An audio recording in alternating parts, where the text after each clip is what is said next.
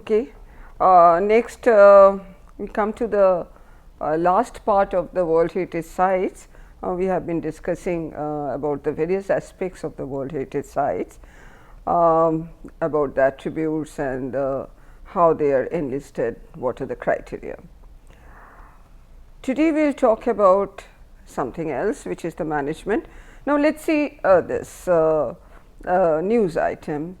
It says that the World Heritage Committee sounds the alarm for Cologne Cathedral Tuesday 6 July 2004, and the committee sounded the alarm for the integrity of the urban landscape around the Cologne Cathedral after hearing of the construction of several high-rise structures or buildings on the bank of the river Rhine, along which it is located opposite the cathedral, which was inscribed on the World Heritage List in 1996. Now, what was, if you remember those red marks, which shows that the World Heritage sites which are in danger. So, this the UNESCO committee is talking about, that putting this particular cathedral on that list. Why? If you see here that this along the river, this is the position of the cathedral, and this is the area which is the buffer zone of the river and of the site. Now, there some constructions were happening, and what is so much why they were so concerned about that? Here you can see that this is the cathedral on this side of the river, and this is the high rise structures which were planned. So, plans to erect those 5 new high rise tower blocks in the immediate vicinity of the UNESCO World Heritage Site of the cathedral which was added to the list, it put it in danger. Now, here you can see that this is the cathedral and the structures around that, and this was happening on the other side. So, this is what is the existing urban landscape, and which was threatened because of this construction of this high rise structure. As a result of that, it was decided that there will be a visual impact study of that high rise structures in Cologne. So, we are not only talking about the structures which are enlisted in the World Heritage Sites, we are also talking about something which is happening in the close vicinity of the protected site.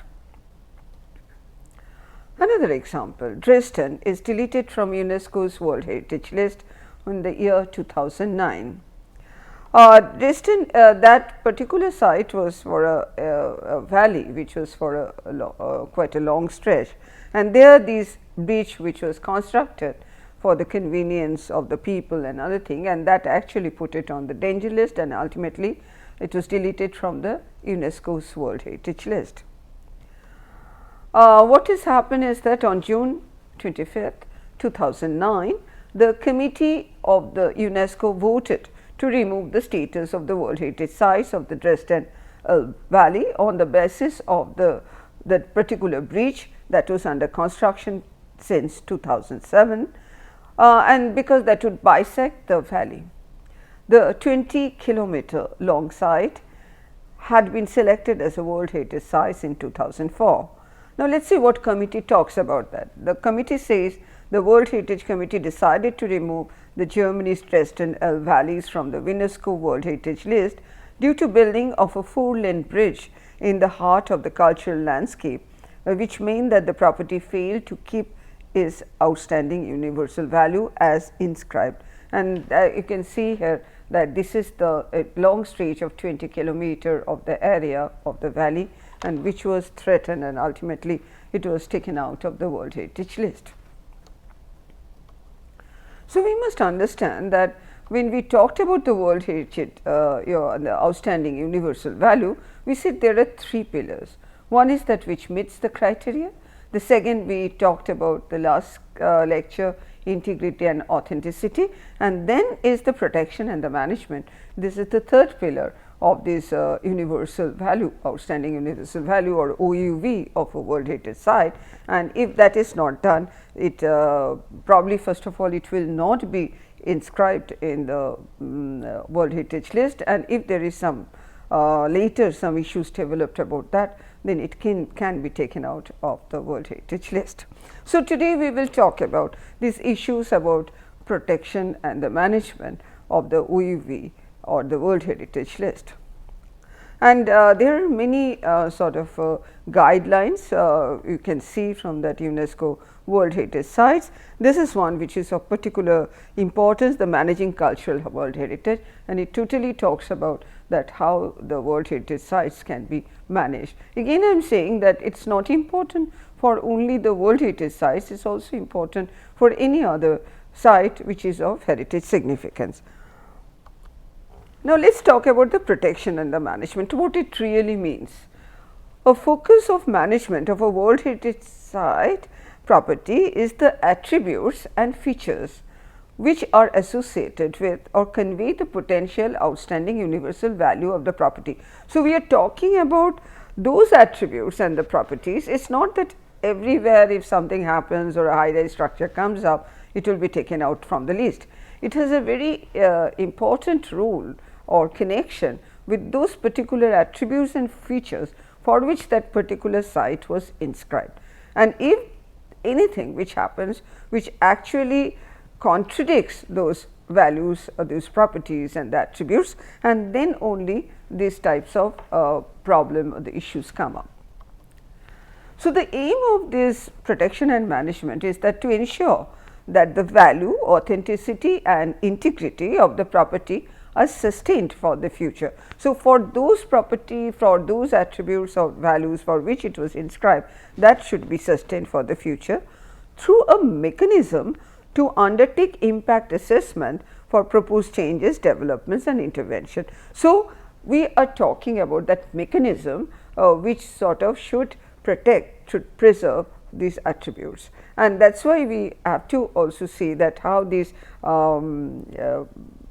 assessment or impact assessment happens. This is an integral part of the protection and the management. Now, here you can see that when we are talking about the protection and the management, we are not talking about only the protected part. There can be many other sort non-protected areas can be there. There can be a surrounding which is not a World Heritage Site. We are talking about a buffer zone, we will talk about that in detail. Then there is talking about some of the extension, and B which is the protected there. So, when we are talking about a protected area, whether World Heritage Sites or otherwise, we are also talking about there are many other things which are related to these attributes, values and significance of a protected area. So, in the case of World Heritage Sites, protecting the attributes that reflect the OUV or the outstanding universal value will be a primary objective, but it cannot be the sole one. Let us see what he is talking about. In the management planning process, a management plan will address the overall cultural values of a property and the changes in the immediate vicinity of the property that might have an impact on them. Please remember that we are talking about a protected site, and we are talking about some changes like we have seen in those cases in Germany and Dresden of the cathedral, that some changes were happening in the immediate vicinity, and the changes are likely to happen because these are not museum pieces, they are in an urban landscape, and where because of several reasons the changes are likely to happen. The question is not the changes, the question is that how these changes are affecting the values, attributes and the feature for which they are inscribed as the World Heritage Site or a protected site. So, one must remember that this is very important, that no change will happen in the immediate vicinity, that is never the issue. And also it goes on saying that this inclusive approach, it should be an inclusive approach, is one of the qualities of the management planning approach, since it requires the links with the other plans. Because when we are talking about not only the heritage property, we are talking about unprotected site or locally protected site or buffer area, there will be many other authorities will be involved in the planning of those areas, or there can be some locally protected sites which will come under a different authority or different planning requirement. So, what it is talking about is an inclusive approach which will try to link with other local or regional land use planning or development plans and stakeholders outside the heritage system. So, this one must remember that it is never saying that it should be frozen, nothing can be done around that area, but it is talking about changes will happen, but the management of the change is what is very important. So, the management planning beyond the physical confines of the property aims to better protect the OAV and other cultural values and to secure those benefits to society that the heritage can offer and that the property can gain from greater community involvement. So, it is not only the physical environment it is talking about, it is also talking about the stakeholders, where the community is a very important part. The whole type of people who are staying there, who are coming to visit that, who are working there, they are very much involved. So, the community involvement is very important part of that. And it is also saying that if something is of a valuable, something is of a significance, and then if you can sort of better protect it, then it will likely and definitely will have a far reaching impact in terms of benefit, not only to that site, but also to the community itself. And because even if we talk about the World Heritage Sites, if the values for which it is inscribed, it remains and which is of outstanding significance, then it will continue to sort of enhance, have more visitors and have more awareness, the community will gain a lot of that. So, it is a long term benefit which is talking about. So, when we are talking about the inclusive approach, we are not only talking about the greater part of the outside part of that, but we are talking about also the community. It is something like when you have a very important, something very valuable, and this valuable thing you like to sort of cover it, protect it and keep it very in a protected way, so that it does not get damaged. But at the same time, if you, for example, if you have a very valuable stone and then you will protect it, you will keep it safely so that it does not get damaged, but at the same time you will not like to put it always in a bank vault, you will like to probably show it to your friends, family and other things. So, it is something like that, that one has to share it, one has to also take care of that, but also one has to see that the values, attributes and features are maintained and they are preserved. So, the World Heritage Management, actually the management of a World Heritage Site is based on the detailed analysis. So, there is a process involved. So, it is based on the detailed analysis of its significance as identified during the nomination procedure, and management includes the following aspects. Let us see. First of all, ensuring that all of the site staff understand the cultural values to be preserved in the site. So, there must be the people who are involved, the site staff, they should have a clear understanding of the values. Providing specific guidelines upon statement of significance of the site. As you remember that the statement of significance is very important, and there should be some very specific guidelines which is related to the statement for that particular site. Making a complete inventory of all cultural resources within the site. Now, we are talking about the protected area.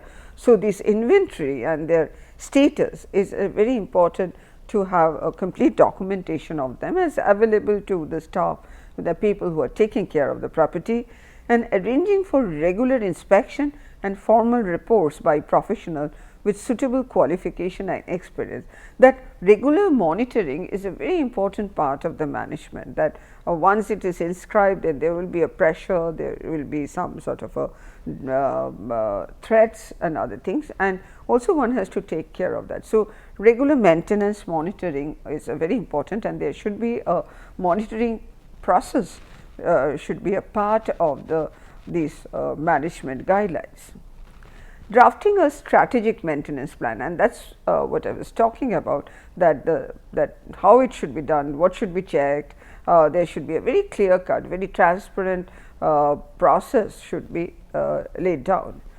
Drafting a strategic maintenance plan leading to the formulation of resource projects, which are incorporated into an annual work program according to their priority and respecting in all work the ethics of conservation. We have talked about ethics of conservation in great detail. So, this maintenance and the annual maintenance plan should keep in mind the ethics of conservation, that which are the international recommendation by UNESCO and the Venice Charter. So, this is what should be done about the maintenance and the management of the protected site. And if I am just giving one by one the different, if you go to the UNESCO World Heritage Sites, these are all available, these documents are available, these are very good guidelines where they are talking about the cultural heritage, the management is also talks about the risk preparedness, it also talks about the modern heritage, it talks about the different types of disaster, it is talks about the cultural landscape, there is many historic cities which talks about. So, there are detailed manuals which are there and the reports which clearly talks about the varied types of heritage sites and what are the issues and criteria with best practices. So, one can sort of refer, you should refer to this and can see that what is they are talking about. Now, let us see what are the common issues of the management. There again these two important, the managing a natural world heritage site and managing a cultural heritage site. These are very two important manuals which are there, which are freely you can download that, and so these are very good important. Now, see the common issues. What are the common issues which happens in the management? In recognizing the diversity mentioned above, common elements in effective system could include a thorough shared understanding about the property by all the stakeholders. It is not only should remain with the experts domain, it should the community and all types of community including the children. It is very important to have an awareness of the people who are there, who are the stakeholders of the site. A cycle of planning, implementation, monitoring, evaluation and feedback. This is a continuous process that should go on, and there about the how implementation it should be implemented, it should be a monitoring, there should be a feedback of what is happening. The monitoring and assessment of the impacts of train changes and as proposed intervention. So, for example, if you remember I was talking about Ranikiva railway line is proposed, if that act is amended, then what will be the impact? One should very objectively try to see visual impact, the impact due to the pollution, impact due to the vibration. It should be very scientifically first understood and before such intervention take place. So, impact assessment is a very important part of this management process. The involvement of the partners and stakeholders. Partners means that it is no longer the responsibility of only one authority. It should be a responsibility of the local authority, the national authority, the planning authority and also the international authority. If it is a disaster management, then the people who are talking about the different types of disaster experts. So, it is an involvement of, and also why partners, because it is not only the stakeholders, but the partners that responsibility of protecting the world heritage or maintaining the world heritage site should also be taken. There should be a concerted effort by that nationally, internationally and locally. We will take one of the example today and where we will talk about this partnership, that how it can really help in the management. The allocation of necessary resources is the resource is a very important part, because without the proper resources, finance, so not only the finance, but technical resources, the manpower, the know-how, all types of resources are very important, the knowledge, they are very important for the management process, and but financial definitely is a very important part. And the capacity building, that until and unless people are trained to take care, and there are different types of skills depending on a particular site which is required. So, this capacity building is a very important part of maintenance and management. It has to be sort of integrated within the management system. And accountable, transparent description of how the management system functions. This is absolutely important. I said that conservation and taking care of our heritage is like we are a custodian. So, everything should be accountable, should be well documented, should be transparent, should be shared with others, to the community, if required, exhibitions, talking to the people, debate, all these things are very important part of the management process. Let us see that we are talking about the property, that what is that buffer zone and other. Here you can see that if this is a property, the delineation of the property, which is the actual boundary, is very important. The boundary does not mean always it will be a fence or it will be a physical thing, but the delineation of that boundary on ground is absolutely very important to understand. So, the property is the land or the sea area which has an outstanding universal value. It can be one single property, it can be a group of properties. Earlier we used to use the term core zone, but now it is out of date and we generally refer to that the property. So, here you can see that red mark, that is actually delineated, that how much is actually the property. So, the boundary must encompass the outstanding universal value. So, that means if suppose there is a structure and there is a land area or the garden and other thing. So, and that actually contributes to the outstanding universal value. So, that must be inscribed within that property boundary, and it may so happen that the ownership of this different land parcel may not be with only one authority, it can be with the different people, person or authorities or agencies, but that does not stop anything. One must sort of clearly lay down this delineation. So, delineation itself is a process. Now, as you can see that when we are talking about the management plan, the key message is that the management should be effective, it should be implementable, it should be carried out.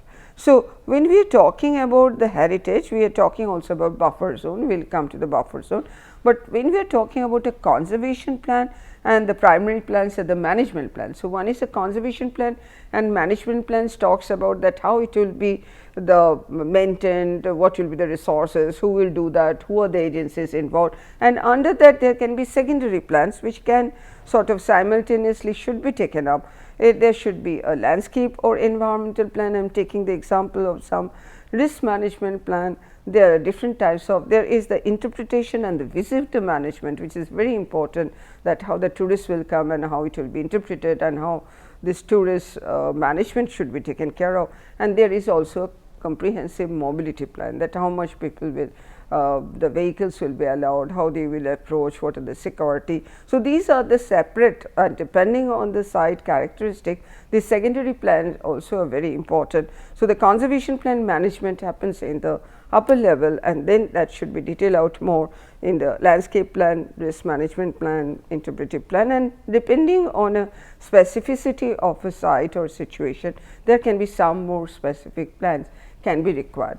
So, this is what when we talk about the management of the site and when we are talking about the setting. Now, we will talk more about the setting, because that is where I started with, that something happens in the vicinity, then that may endanger the World Heritage status of a site.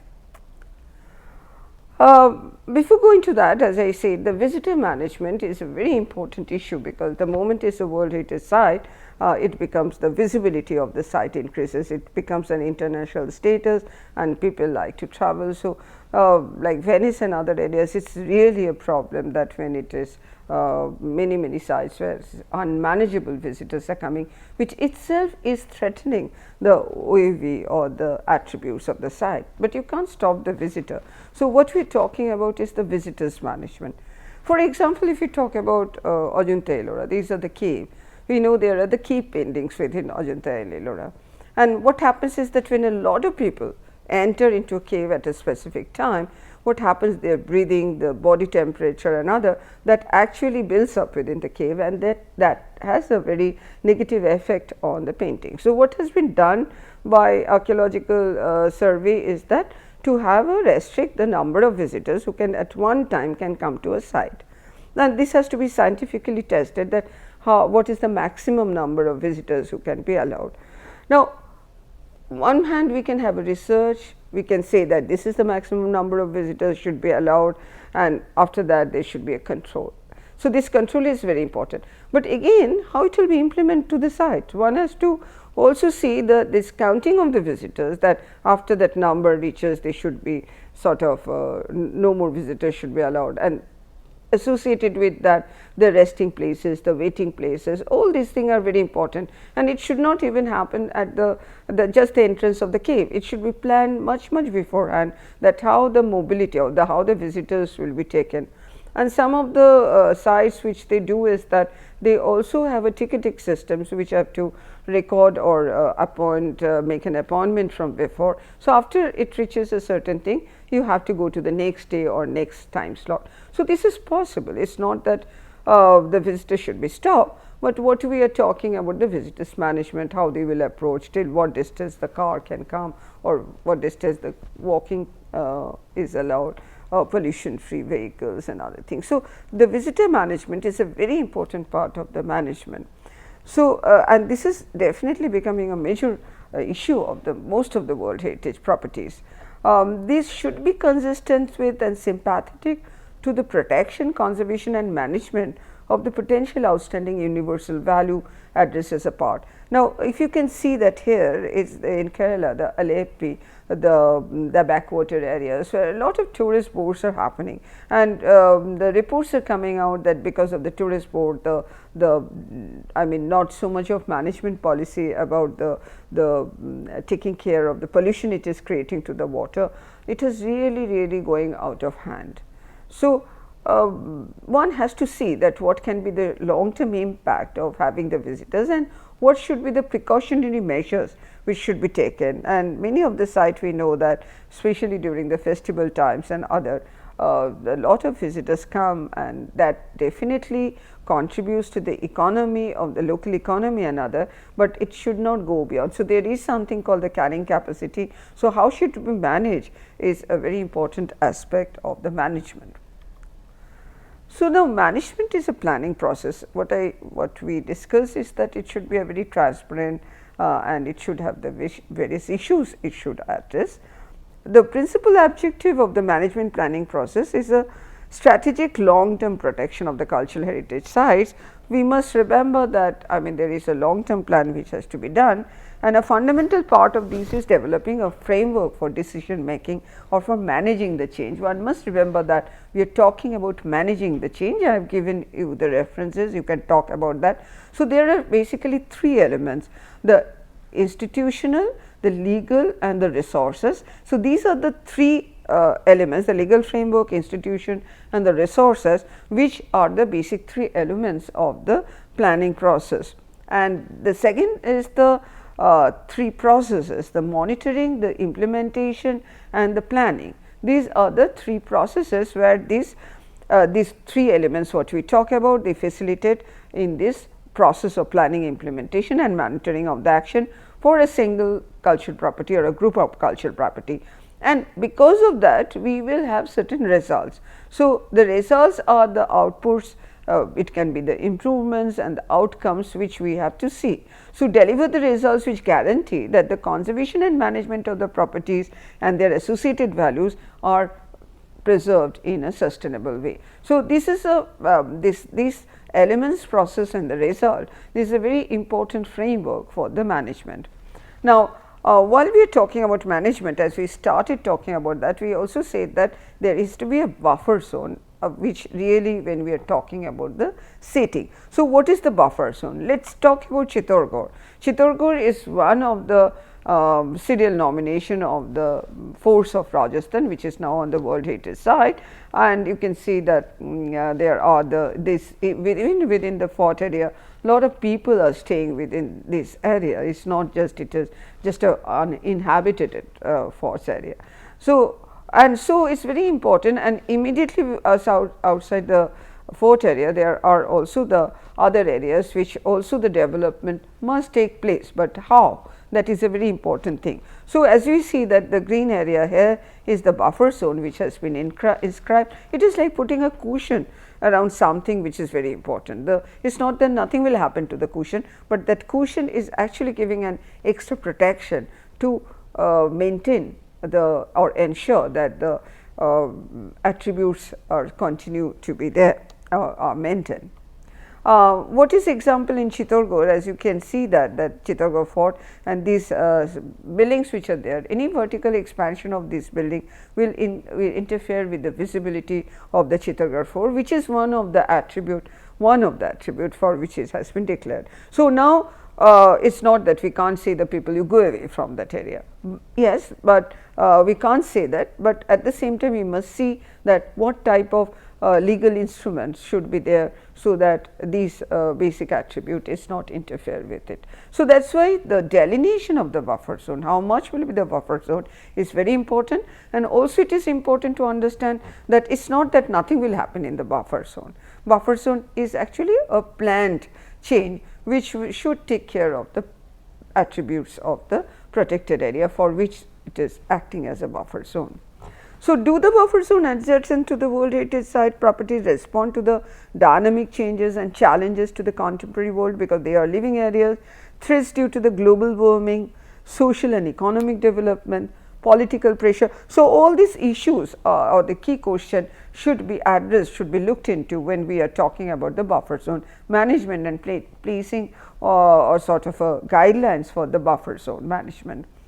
So, there is a in Xi'an Declaration, which was adopted in 2005, you can refer to that, and that really talks about the buffer zone management, what is the buffer zone and what is the buffer zone management. So, this is, it talks about the setting of a heritage structure, site or area, and it also talk about the how that setting is contributing to the thing, and so it is the acknowledgement of that and understanding that for making a framework or guideline for the buffer zone management. We will talk about very quickly a particular important site, which is a World Heritage Site in India, which is one of the best practice, because how it has managed the World Heritage Site, the Humayun's Tomb World Heritage Site. And you can see that when it is there, it is a World Heritage Site. This is this is the Humayun's Tomb, which all is garden, but outside there it is a residential area, which is the Nizamuddin Basti, and there is Shundar Nursery, which is there, which is also from the British era, which is a nursery. So, when Humayun's Tomb management plan is taken care of, it is incorporating all these three: the Humayun's Tomb itself with the garden, the Nizamuddin area, which is a community, the people staying there, the Nizamuddin Basti and the Shundar Nursery. So, the management of this is that how it has been an inclusive approach, it is taking care of these three. I will just quickly give you an idea of that. A narrow street in the Nizamuddin Basti, as you can see that, because Xi'an Declaration talks about the understanding, document and interpret the setting in diverse contexts, because the contexts are so varied, we can't sort of say just one framework, it has to be evolved from a particular site context. Then also we have to talk about the planning tools and practices to conserve and manage the setting, and also monitor and manage the change affecting the setting. Now, this Nizamuddin Basti, which is, as you see, in a narrow street, the people staying there, there is the Dargah which is there, all of these are part of the management of the Humayun's Tomb, because what is saying that the working with the local, interdisciplinary and international communities for cooperation, awareness, conserving and management is a very important part of that. So, as we see the Nizamuddin Basti, we see the Dargah, which is a very important cultural part and also physical. It is not a World Heritage Site, but it forms within the buffer zone, and all the activities there are now integrated with the Humayun's Tomb and also taking care of the community which are surrounding there. There are also heritage awareness walk, which takes around the children and the people around that. There are the summer learning camp from the Shundar Nursery for the landscape area. There are the streets play involving the local people. There is also capacity building, the training the local people, making the health and hygiene programs for the other people, involving the local people, the community of the Nizamuddin Basti in the different types of crafts work and other. So, it is a total inclusive approach. So, buffer zone is just not physical delineation or restricting a height or something, it is the different varied types of community which are there and how that can be integrated along with the attributes of the World Heritage Site. This is a very important initiative, the Nizamuddin Urban Renewal Initiative. If you are interested, you can look up that and can see that how it has really become a very good example of how the social the participatory inclusive approach can be done in the buffer zone of the World Heritage Site. Now, as we just say, the craftsmanship is one of the important that which has been trained, the participatory management plan, which is a part of the this initiative involving the local people, the visitors, involving them, the visitor management, which part they will see, how they will come, what type of festival, what type of activities, and also preservation of the additional buildings which are not a part of the World Heritage Site, but they are important for the local people or make up the cultural landscape of that area. So, their festival activities, many of the things are being encouraged, and all is around the value of the Humayun's tomb, and it is working both ways. And various legislation, even for Humayun's tomb, you can see that there are so many acts which are there: Archaeological Remains Land, the Land Acquisition Act, Delhi Municipal Corporation, the Urban Land Ceiling Act. So, a lot of acts which are important. So, it is very important to see them and put together and see how they can work in coordination with other. Another is the tomb and the garden. This is also now partnership which talked about. It is a ASI protected site, but here the Tata Foundation and Aga Khan Foundation, they really work together to give the resources, and also resources in form of the craftsmanship skill came from outside, and also training of the local craftsmen. So, Humayun's tomb and the Nizamuddin initiative, which was done under Aga Khan project, and it's a fantastic example of the heritage and the management of the World Heritage Site, all the issues, key issues, and how they can be taken up, and it's an ongoing process. And so, in summary, the management of a property should have a realistic vision of the medium to long term future of the property, including the changes and challenges that could arise from inscription of the World Heritage Site. So, one should be prepared beforehand, and it should work go through, and management plans and documented system should be put forward as tried and tested arrangements rather than just paper plans that will be implemented in the future. So, it is an ongoing learning process, and again I am saying that it is there are manuals, there are case studies, and in our own country this is a very good initiative which has been taken, and taken as one of the best example of how the management can be done in an integrated way. So, this is what in a nutshell is the third arm of the World Heritage Sites, where the management plays a very important role, visitors management another. Again I am saying that the reference are there, and also another very important reference is the operational guidelines which I will share with you, and that is also very important, apart from some of the manuals which I have mentioned, which one can refer in the UNESCO World Heritage Site. Thank you.